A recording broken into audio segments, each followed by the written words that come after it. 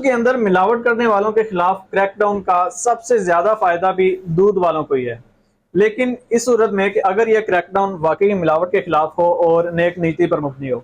اگر صرف اور صرف ملاوٹ کرنے والے عناصر کے خلاف یہ کریک ڈاؤن کیا جائے گا تو تمام دودھ والے اس کام کو سپورٹ کریں گے، کیونکہ وہ عناصر جو ملاوٹ کرتے ہیں وہ آہستہ آہستہ سے مارکیٹوں سے ختم ہوتے چلے جائیں گے، اور وہ لوگ سامنے آئیں گے جو کہ دن رات محنت کر کے خالص دودھ لوگوں تک پہنچاتے ہیں اور اپنے لیے رزق حلال کماتے ہیں۔ لیکن بدقسمتی سے ایسا نہیں کیا جاتا۔ ملاوٹ کے خلاف کریک ڈاؤن کے نام پر ان لوگوں کو بھی رگڑا دیا جاتا ہے جو کہ ملاوٹ نہیں کرتے اور لوگوں تک خالص دودھ پہنچا کر رزق حلال کماتے ہیں۔ کیا گیا جاتا ہے کہ بیسیوں دودھ کی گاڑیوں کو ایک ساتھ کھڑا کر کے ان کا دودھ سرے عام بہا دیا جاتا ہے اور بھرپور میڈیا کوریج دی جاتی ہے، اور میڈیا پر آ کر یہ بیان دار دیا جاتا ہے کہ تمام دودھ والے ملاوٹ مافیا ہیں۔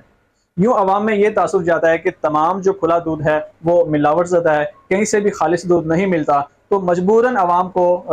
شفٹ ہونا پڑتا ہے ڈبہ بند دودھ کی طرف۔ اب اس کو آپ لاپرواہی کہیں یا یوں کہیں کہ جان بوجھ کر صرف اور صرف تازہ دودھ کے خلاف کریک ڈاؤن کیا جاتا ہے اور ڈبہ بند دودھ کو کھلی چھوٹ دی جاتی ہے تاکہ ان کی سیل بڑھے، کیونکہ وہ ایک بھاری رقم ٹیکس کی مد میں حکومت اور اداروں کو جمع کرواتے ہیں۔ تو اگر ایسا نہیں ہے اور آپ واقعی ملاوٹ کا خاتمہ چاہتے ہیں تو آپ کو بجائے خود کو متنازع بنانے کے ایک خاص طریقہ کار اپنانا ہوگا۔ لہٰذا ہم حکومت اور اداروں سے یہ گزارش کرتے ہیں کہ برائے مہربانی کوئی ایسا طریقہ کار اپنایا جائے جس سے آپ خود بھی متنازع نہ ہو اور مسئلے کا پراپر حل بھی نکل سکے۔ آپ مختلف شہروں میں، مختلف علاقوں میں چند ایسی فوڈ اتھارٹی کی لیبز ضرور بنائیں جہاں دودھ کے ٹیسٹ کرنے کی مکمل سہولیات ہوں اور عوام خود جا کے وہاں پہ دودھ کو چیک کروا سکے اور یہ جان سکے کہ کون سا دودھ خالص ہے اور کون سا ملاوٹ زدہ ہے۔